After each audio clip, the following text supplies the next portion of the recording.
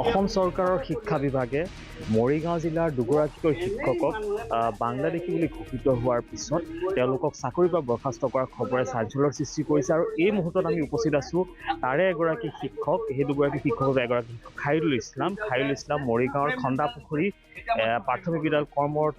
আমি তেখেতৰ পৰা পোনপটীয়াকৈ জানিব চেষ্টা কৰিম।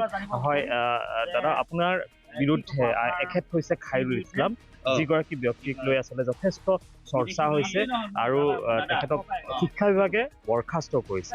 আৰু তেওঁৰ পৰা পোনপটীয়াকৈ জানিবলৈ চেষ্টা কৰিম যে কি হৈছে, আপোনাক বাংলাদেশী বুলি ঘোষণা কৰা হৈছে, তাৰপিছত কি হৈছে, আপোনাক আজি বৰ্খাস্ত কৰা হৈছে? মই অনুৰোধ কৰোঁ, নমস্কাৰ, মোৰ নাম খাইৰুল ইছলাম। মই অসমৰ জনগণক, অসমৰ আমাৰ হিন্দু, মুছলমান, জৈন, খ্ৰীষ্টিয়ান বহুত ধৰণৰ আমি জাতি মানুহ আছোঁ। মই আপোনালোকক ৰাইজক অনুৰোধ কৰিছোঁ, মই বিদেশী নহয় এক নম্বৰ কথা, আৰু মই এজন শিক্ষক।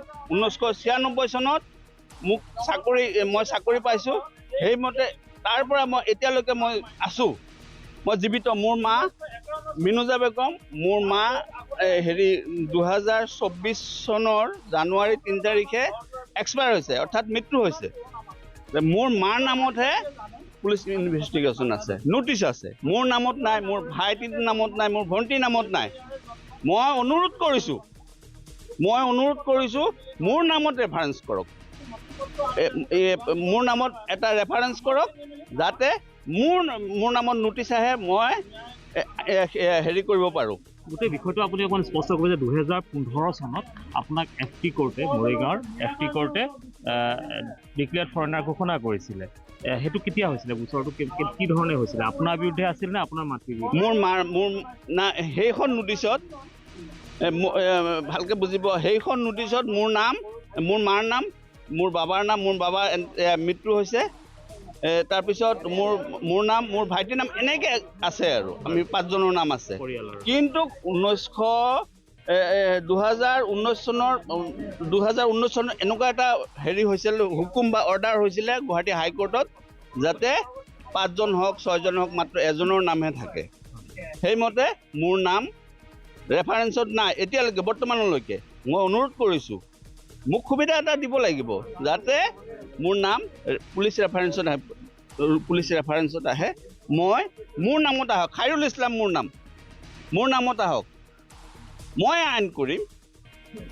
আপোনাৰ গোচৰটো হাইকোৰ্টত আপুনি আপিল কৰিছিলে, ৰিট পিটিশ্যন কৰিছিলে, তাৰপিছত হাইকোৰ্টে ৰিজেক্ট কৰিছিলে, কিন্তু তাৰপিছত আপুনি আপোনাক ডিটেনশ্যন কেম্পলৈ প্ৰেৰণ কৰা হৈছে।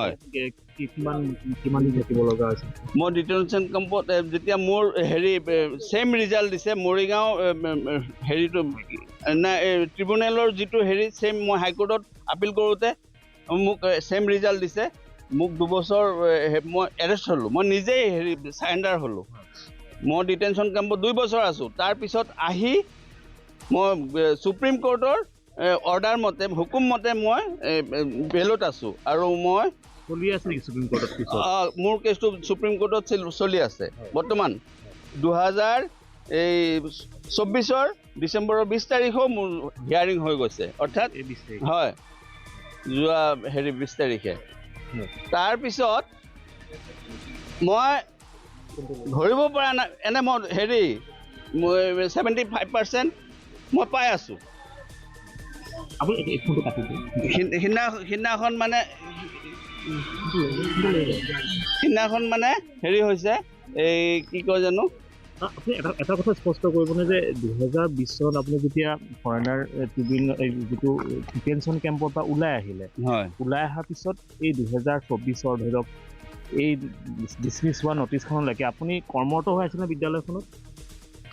নাই, মই ছাছপেনশ্যন, অৰ্থাৎ মোক নিলম্বিত কৰি ৰাখিছে এতিয়ালৈকে, কিন্তু চৰকাৰৰ মতে এই 75% যিটো মোৰ পৰিয়ালটো চলিবৰ কাৰণে দিয়ে ছাছপেনশ্যন এলাউন্স, ছাছপেনশ্যন এলাউন্সটো অসম চৰকাৰ মোক দি আছে। কেতিয়াৰ পৰা ছাছপেনশ্যন হৈ আছে? মই ছাছপেনশ্যন হৈ আছিলোঁ যেতিয়া মোৰ ডিটেনশ্যন কেম্পত গৈছোঁ, অৰ্থাৎ 2018 16 আগষ্টত মই ডিটেনশ্যন কেম্পত মোক নিছে। তাৰ পৰা এতিয়ালৈকে মই ছাছপেনশ্যন হৈ আছোঁ, আৰু মোক চৌকছ কৰিছে, মৰিগাঁৱৰ পৰা চৌকছ কৰিছে। মই ৰিপ্লাই দিছোঁ, ডাইৰেক্টৰ অফিচৰ পৰা চৌকছ কৰিছে, মই ৰিপ্লাই দিছোঁ।